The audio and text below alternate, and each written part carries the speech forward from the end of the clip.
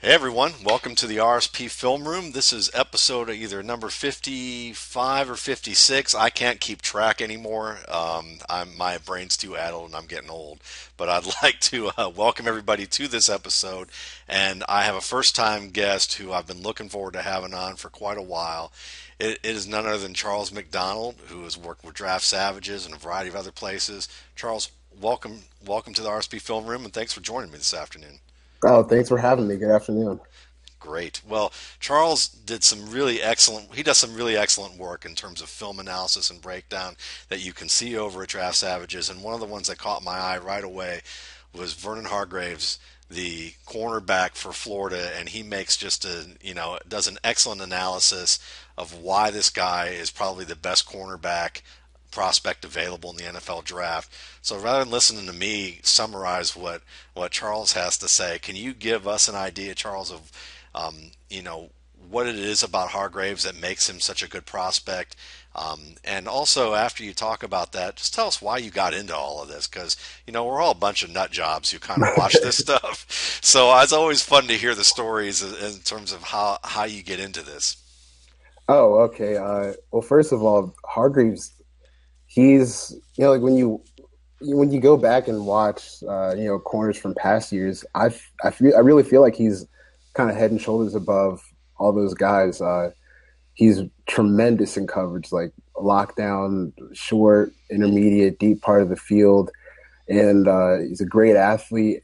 But what really caught my eye out was how physical he is and how he plays the run, even though he's an average sized corner, probably about 5'10" and a half, 5'11", but he'll come down and knock heads with linemen, tight ends, receivers, anybody. And his mental processing is very good. He's a strong guy. He wraps up well. He just gets me really excited. And I don't really think he has too many holes in this game that would stop him from being, probably a top 4 or 5 pick next season, barring injury or barring character concerns. I'm really excited to break him down with you guys. And about myself, it's funny. I never played defensive back in my life. I was always an offensive lineman, a defensive lineman. But what really wanted me to learn more about secondary play was that from high school to I played football in college for 2 years at Gettysburg College, and I never had a good secondary like to play with. So I always want to learn more about coverages and coverage techniques, just so maybe I could help the guys on the field, even though uh, never to much avail. But I always found that stuff to be very interesting. So I wanted to help apply that to my work. And after I stopped playing football, I just wanted to see if I could, apply the knowledge that I learned uh, in college and high school to writing about it. And I think I've been pretty good at that so far. Absolutely. So, do you have any advice to any young writers or anybody who's looking to break down film a little bit more? Is there anything that you would give advice to anybody out there listening for the first time as to, what might be helpful or what to avoid? Yeah, I would just say read, like, if you don't know where to start, like, well, a big thing that helped me get started was the Smart Football books by Chris Brown. I thought those were an excellent place to start. And then from there, you branch off to guys like yourself, your website, Eric Stoner, Justice Mosqueda. Those guys all do very good work on prospect breakdowns, and they help you learn about a lot about the game, and then you can apply what they know maybe to how you feel about certain prospects yourself when you go back and watch them. Absolutely. Well, I appreciate the shout out too. But with that in mind, we're going to get started here. And if you're new to the RSP Film Room, this is usually about anywhere between 40 minutes to an hour and a half of watching tape. And, this is not high production value stuff, obviously, if you're looking at my mug right now. So what we're doing really is we're just going to be two guys watching cut ups that are available at Draft Breakdown that just does an unbelievable job of getting all this work done so that we can see one play after the other without having to fast forward or rewind through and find good quality plays. So you definitely check them out as a resource. And we're just going to, rewind stuff, slow it down, talk about what we see, ask each other questions, and just talk about the process and craft of evaluating players as well as the position of cornerback in itself. And before we do that, I am just going to read a little legal section here for everybody on YouTube, and I still haven't memorized it yet after 50 plus episodes of doing this, and I think it's just my perverse way of saying I don't want to memorize it. But the videos here posted at the Rookie Scouting Portfolio are not hosted on this server, and the original video content is not considered the property of the RSP Film Room.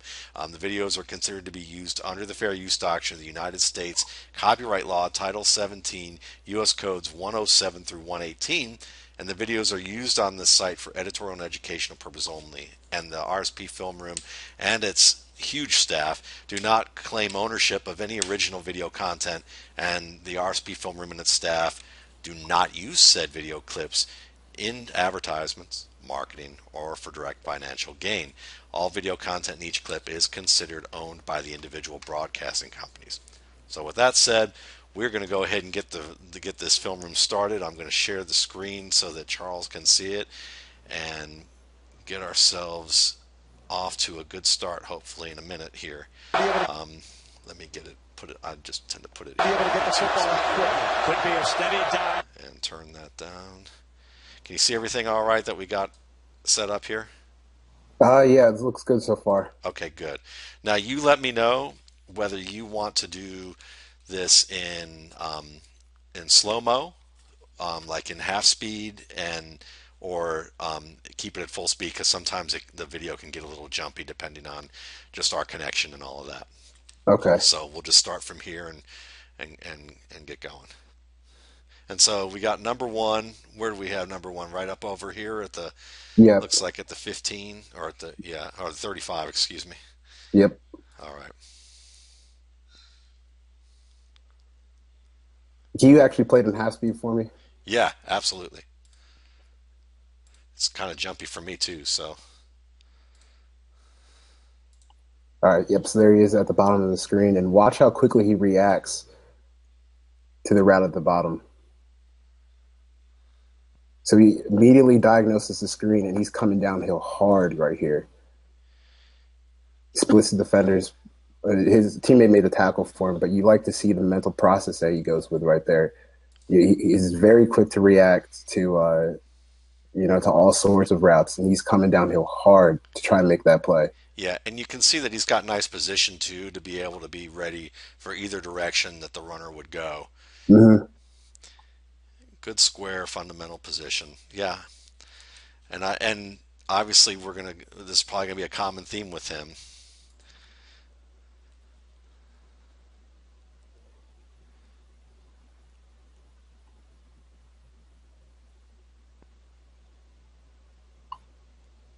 There it is again. Looks how he seals off the edge, sheds block, makes a tackle for a 2-yard gain. That's a great physical play by him.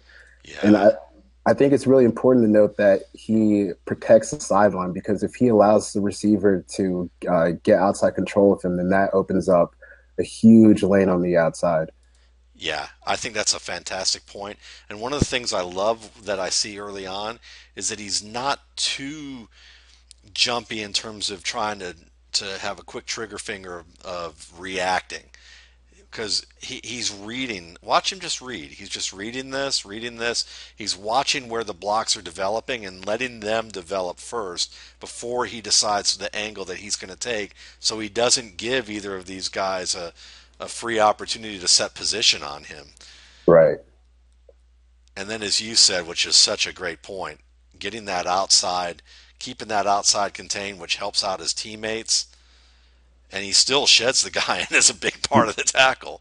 Yeah, he's very strong for when he looks a little smaller, but I think he's a very strong corner. You can see that he's a little bit out of position, but he sheds, regains his balance, and then explodes through to make the tackle.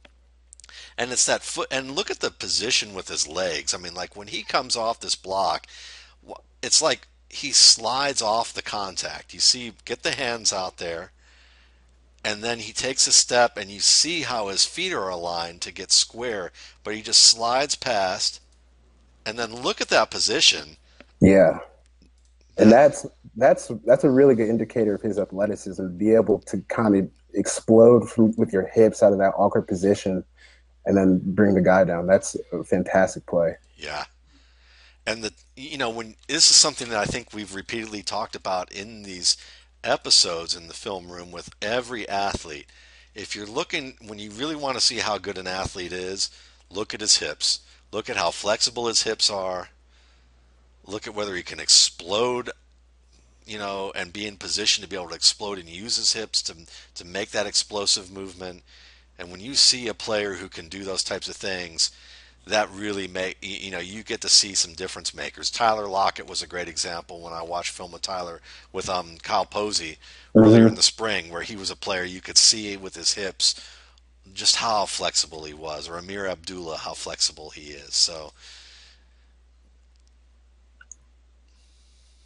Here he is. Falls out the screen a little bit, but you can see a little nice press technique on the bottom. yeah, let's take a look at that real quick one more time. If I can get back to it. Here we go.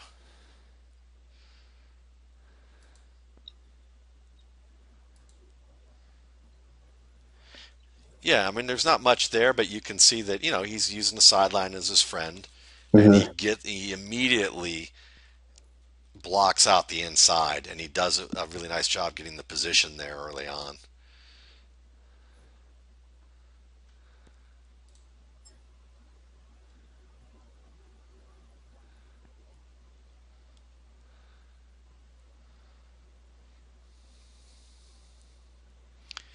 So he's also a punt returner, huh? Yeah, it does a little bit of that. I don't remember if he actually returned any punts in this game though. Okay.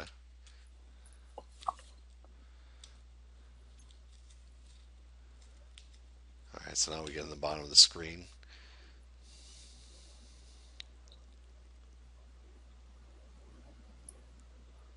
And there he is again, gaining leverage on the blocks. Now he didn't stack and shed there like he did before, but he's aggressively attacking that block and he's pushing his receiver, 2 or 3 yards downfield. Now, if he can just shed and get off that block a little quicker, he probably makes that tackle for the first down. But still, you can see how aggressive he is. He Yeah, starts on the 30 and he ends up on like the 20, 26 or 27.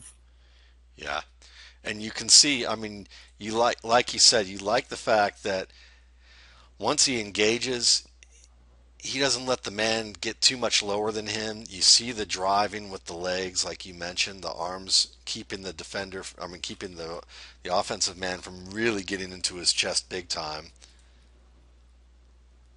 Yeah, it's just, I mean, still, I mean, he's in on it. It may not be, a successful play in terms of preventing a first down, but you see the elements are there, and you're not always going to be perfect on every snap, Right. but you see the physicality, which is great.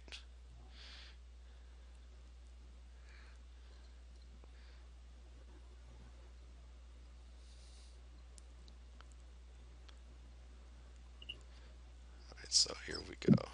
Playing off.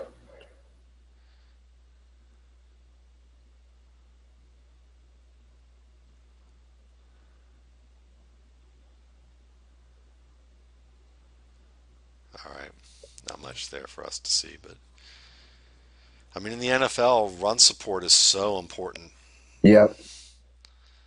You see, like teams like Seattle, they trend towards cornerbacks that can play the run, and that's really that's a big key in how they've been able to lead the NFL with like top five run defenses since Pete Carroll got there because they put a huge emphasis on defensive backs playing the run well. Yeah, and I remember in the Pete Carroll era, they had a certain cornerback, and I can't remember his name to save my life, but he was a favorite of mine before he got hurt. He played with the Giants, and he was excellent in run support from USC.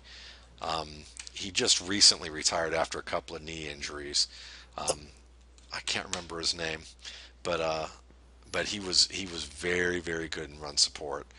And with a 4-3 defense, oftentimes, if you favor a defense that's kind of maybe a more traditional looking front, you need to be able to. He likes to use. Carroll really loves hybrid type of players. Yeah. You've got the safety who can be the linebacker in the box. You have the strong side linebacker who can be the DE, and be that Leo player. And then that also goes with cornerbacks who can play, tough and be enforcers off the edge. Can you go back and run to that last play? Absolutely. It was a little before this. Okay. A little after A this. little after it. Okay. Like 140. Okay. 140. Thanks. So, it was this play. Okay. I'll go back just a little bit more then. Oh yeah. I see what Yeah. you're saying. Okay. So, a lot of like college and NFL teams now, what they run is they call them RPO, which stands for run pass options. So so pretty much on all plays, you have to be able to account for potential run and pass threats. And the running back isn't on the he's not on Hargraves' side, which means the play probably isn't coming to him. But you still have to be prepared for a bubble screen threat in that area just in case the quarterback, if he had decided to pull it and throw it, you have to be ready to attack that play. So watch Hargraves at the bottom of the screen attack this blocker as the slot receiver goes up for the bubble. Nice.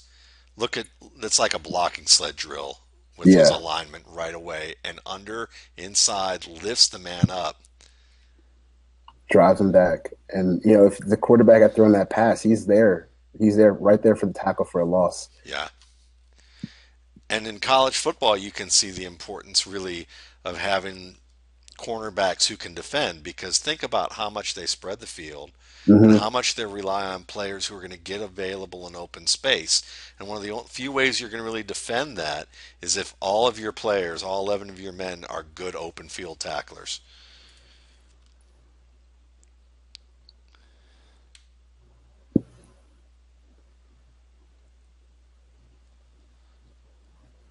All right, we'll move forward here.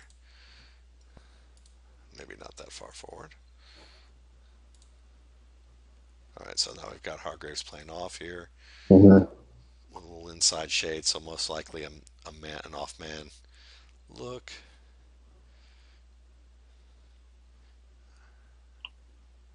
All right, nothing there. All right, some more off man, but without, looks like maybe a little bit outside depending on how he adjusts. Now he goes back to Yeah, the inside here. looks like quarters here, Yeah, and they're playing cover three, and yeah, it's not much here. yeah. 3rd and 7.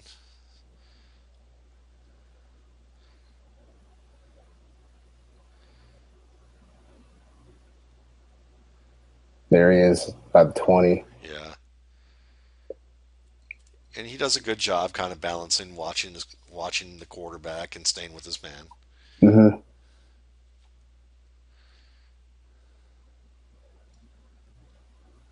All right.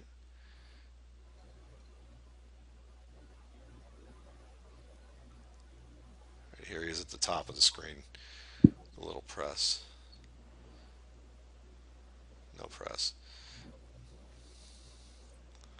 But like, I love he's a quick twitch athlete. Like he's coming out of his back pedal so fast. He opens his hips very well. If that was a pass play, he's not allowing any separation on that route. No.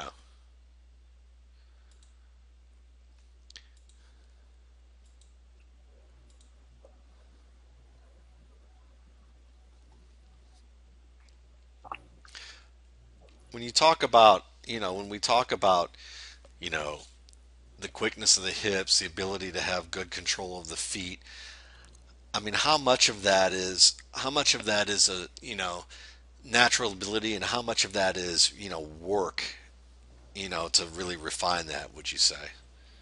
Um, I think a good amount of it is natural ability. Like You'll see, you'll see a guy like Trey Waynes. We saw him struggle in the preseason, and a lot of that comes back from he's got stiff hips, and he tested like that at the combine with his 20-yard shuttle. And as much refinement as a guy like Zimmer is going to give him, he's never going to be like a really fluid athlete like Hargraves is. I think a lot of it is natural ability that can be refined with more like technician ladder drill work like that. Yeah, that makes sense.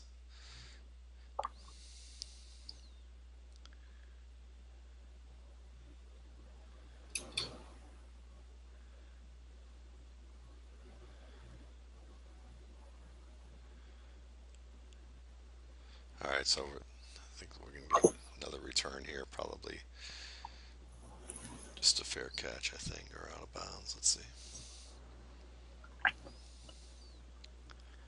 Yep. Yeah, it's just out of bounds.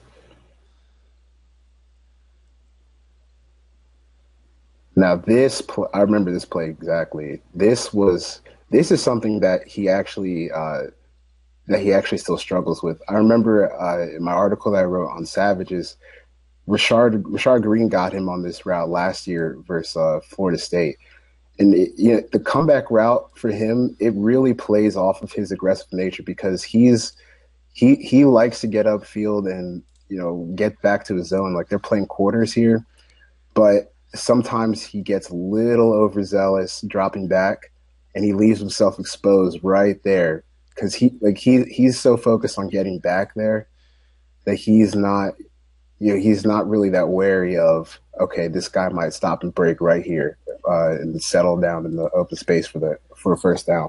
Yeah, and there's a lot of looking. There's a lot of peeking into the backfield, into the pocket. Yeah. He's very it's almost like he's preoccupied with that at times. hmm So even though like they're playing, a lot of people think of quarters as a prevent defense, but it's not that. You're kind of playing man. You're kind of playing man along the sideline up into your zone, but he lets the receiver cut underneath that zone. Yeah.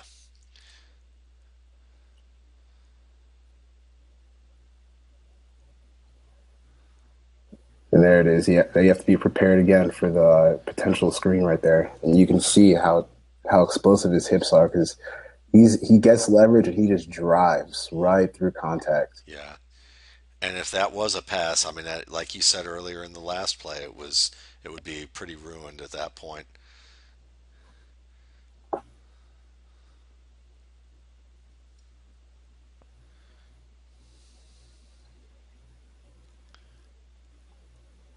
And this play is obviously a big game, but you can see like the type of athlete he is. Like he's able to stop on a dime and really accelerate down the field Yeah.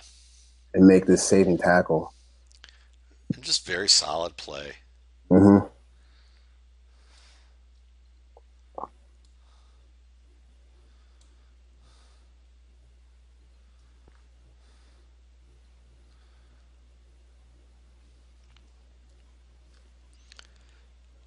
There he is at the top.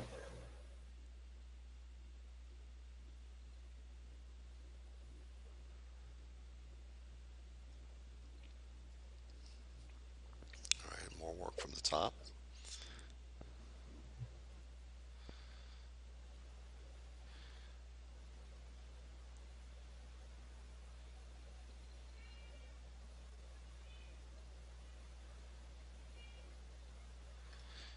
Now we don't get to see the benefit of what kind of coverage he had, but unless you just want to infer that the reason the quarterback had to scramble to the opposite side of the field.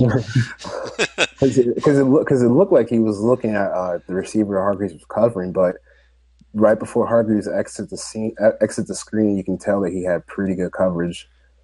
Yeah. So there he is at the top. And the quarterback, he wants to. Right there. It looks like he wants to throw that ball. And there's But nobody else there that he would be throwing it to. exactly.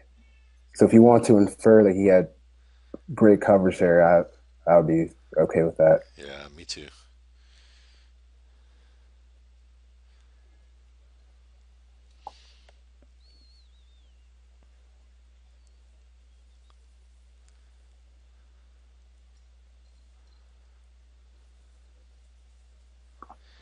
I There really, you. I really love the position that he's consistently in because he, Hmm. like you said, he always looks ready to drive on the ball. Yep, he keeps plays in front of him for the most part. He's just a really solid corner. There he is. Look at his movement ability off the line. The receiver gets a little bit of separation, but within like 2 steps, it's closed. Yeah. And again, I think this is a mental part of the game too, because just look at his feet. He doesn't Hmm. overreact. His feet don't say, "I'm panicking because you challenged me inside out." Right. So he gets a fake move inside, and then he's focused and he's very confident in himself. And like you said, you can like with a lot of players, like with quarterbacks too, you can kind of like see their mental mind state like through what their feet are doing, and he's there. He sees the inside move, and then he's like, "All right, I got this." Right back to the sideline. Yeah, I mean, Bam. think about. I think that's the way you described it is perfect, and then I would add on to it, just as you were mentioning that mental mind state through your feet. Think about someone and how they speak. You know, if it were I up there, having this, as Vernon Hargraves' feet, you would see a lot of stuttering and steps and pauses and through here, um, and a lot of wasted movement. But this is very smooth and articulate in terms of the way that he moves. There's no wasted movement. He turns his hips rather than taking a false step. You see a lot of false steps here rather than Right. just saying, "Oh, let me just pivot my hips and just slide outside." And I think, I mean, I obviously don't know for sure with him, but I think he knows how good he is. Like, and I love to see that in a corner. Like, like Revis, Sherman, those they know how good they are, and they don't think anybody can beat them. And he got beat on that comeback route earlier in the game, but it hasn't. You don't see it like messing up with him mentally at all. I think that's a very underrated part of cornerback play because you're going to get beat sometimes, and to come back with like they always say, like a comeback with a short memory, like you don't even remember getting beat. I think that's crucial, and I really think that he shows that. Yeah.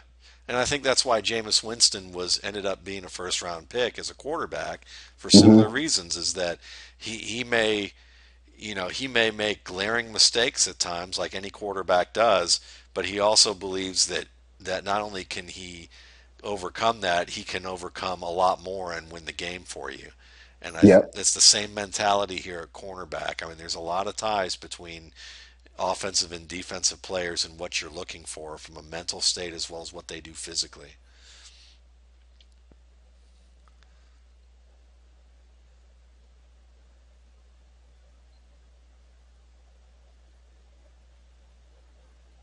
All right.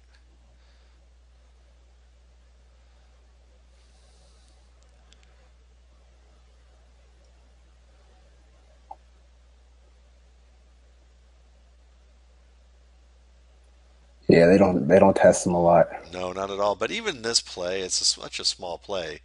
Hmm. But look at again the feet.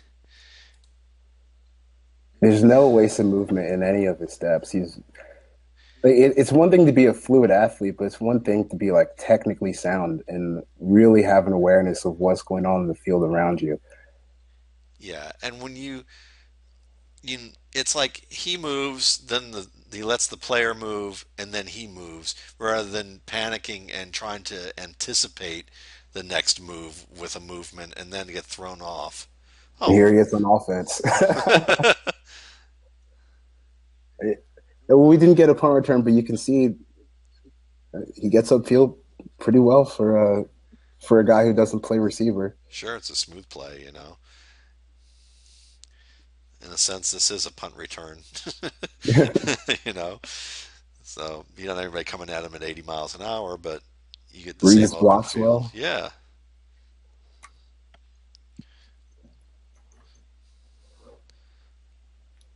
All right, so do we get a chance for him to get a little contact up at the top of the screen? Let's see. No, but Yeah, again, yeah, no separation. yeah. And then gets almost gets him. See, Yeah. Let's see what he.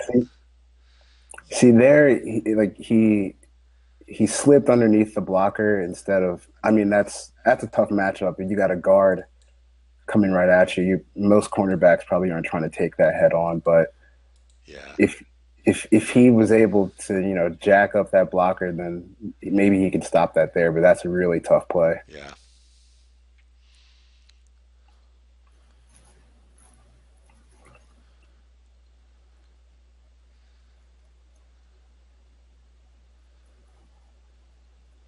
Always playing on his toes. Hmm. Oh, he got beat there. Yeah. Let's see if there's anything that we can see here that might give us an indication. Because he's a good position up to there. It looks like maybe at the break. He bit on the shoulder fake. Yeah. Look at the shoulder fake here from 17. We'll see it Hmm. in a minute here. And he came upfield 2 steps.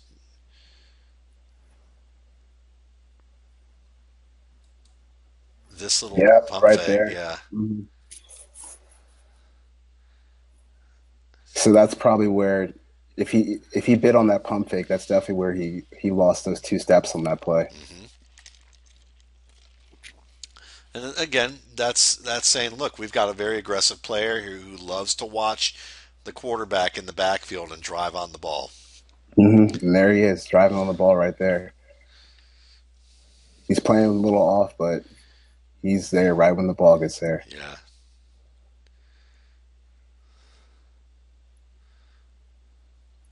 Just patient. I really, really like. I know this seems odd because there's not really a lot of action going on, Hmm. but this is something I notice when I watch linebackers, when I watch safeties, is just the calmness. The Right. calmness of the feet and just watch it unfold and not feel in a hurry to get somewhere when you don't know where you're going yet.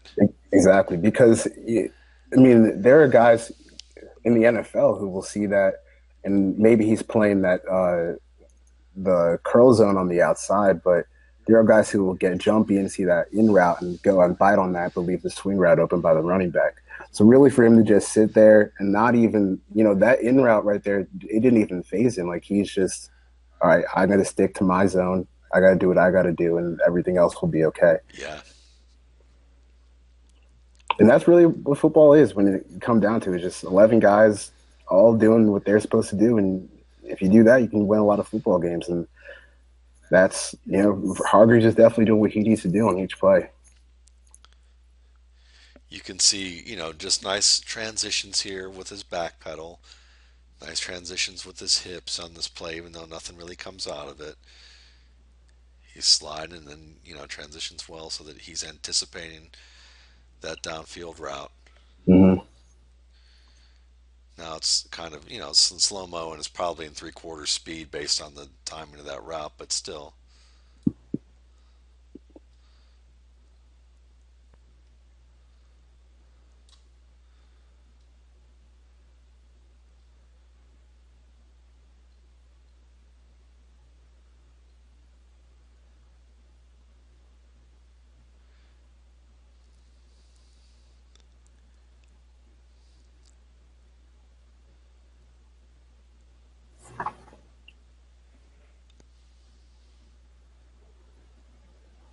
Here he's got the deep third responsibility, and not much here, but he's getting back to his zone. And Yeah. then it's good to see him near the ball, even though it was a a little draw play on second 25, and he's 20 yards away from the ball to start the play, but he's right up near the line of scrimmage right when the running back gets there. And That's a nice hustle. and it's a nice disciplined play still with maintaining that position because he Hmm. doesn't charge too far upfield. And he's still protecting the sideline too. Yes. Hips turned right where you want them to stay. And see, because right here he could have dipped further inside, Right. but what's even great I even like about it is still he's not assuming that just because there's 3 guys on top of this runner that runner's going to go down because you never know. As you just never know. And that's where some of the great plays, open field runs come from, is assuming that a play is dying when Hmm. it doesn't. I think plays like that, they show that he trusts his teammates to wrap up ball carriers too, which is important when you're the worst player on the outside. Yes.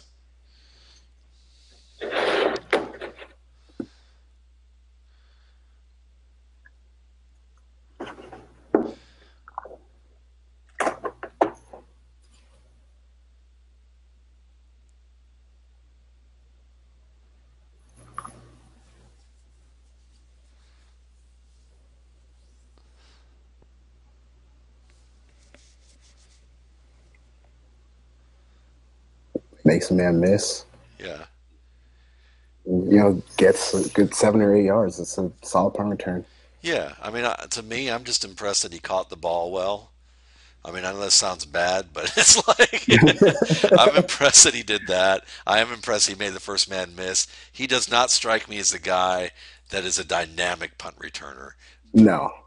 This is not how he's going to make a team. If he has trouble making a team and it's going to come down to this, it would be a major shocker. And he probably wouldn't make the team because Right. if it was solely up to punt return ability. But he can make a smart decision and fair catch the ball and show good judgment there, and that's functional. Got a little wide receiver. Yeah. And this was a great play by him. Yes. Because, well, you tell me why what you like about this play specifically. Well, I like that he knows.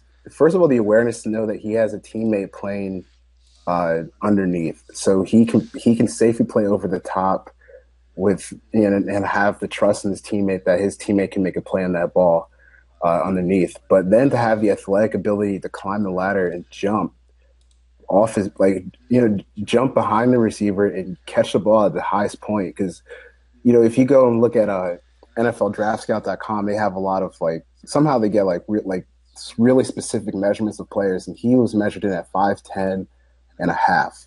So for him to be able to jump and get the ball, look how high he gets in the air. Yeah.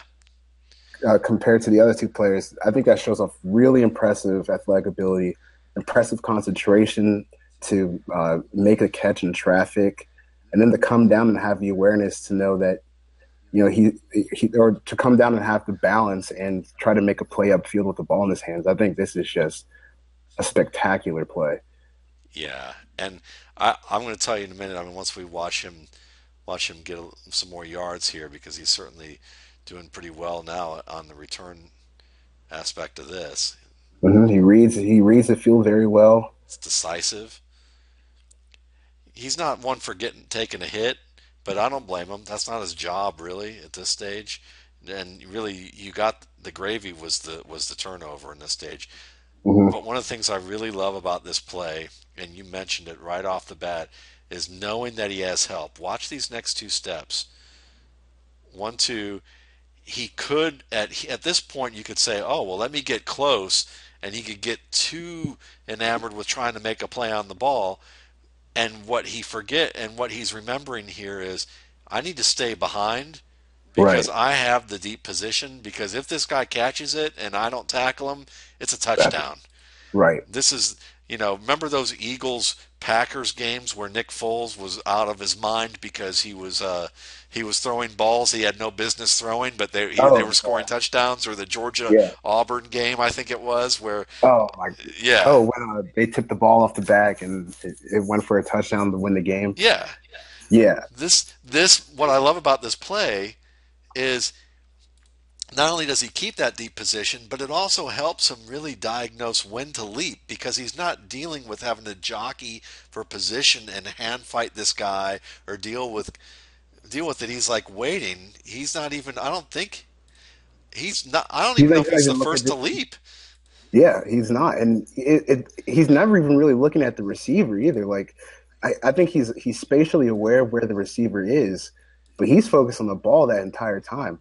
And what I think what his spatial awareness allows him to do, or allows him not to do, is pick up a pass interference penalty on this play. It's he's as the receiver is starting to cut underneath that ball to jump, he's still pushing upfield. he's still pushing the field to about the 30-yard line. Yeah. And this fits into that overall theme of being Right. calm in the moment, being mentally aware of where you are, and being patient enough to know when to strike rather than being like, do I get there? Do I get there? Let me, because, we think of defenders as being aggressive all the time, and that you have to be aggressive to play defense, and that you're some mindless, aggressive, hit type of guy, Right. when really it's so much more of a balance of being patient and with your aggression and knowing your position and your role and responsibility. And that's such a disciplined play mixed with the right amount of aggression. Yeah, and then it shows off his great athleticism too. Just a phenomenal play by him. Yeah. And then don't fumble the ball. Just take what you got right there. Yeah.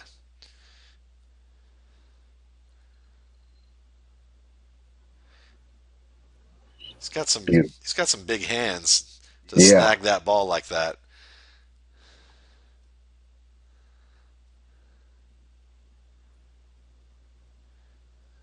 And then he pulls the Torrey Holt right about here, which is all right.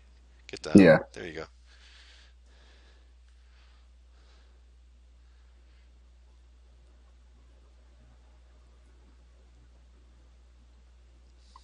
Patient again. Yeah.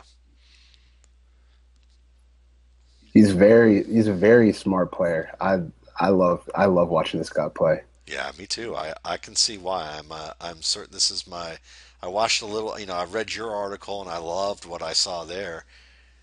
And then I haven't had a chance to watch him since, but I really do like. I really like what I'm seeing and what you're showing here in terms of his patience and that athleticism and that blend of just footwork and aggression that he has in combined with everything else that he does. Hmm. He's just a very well integrated player.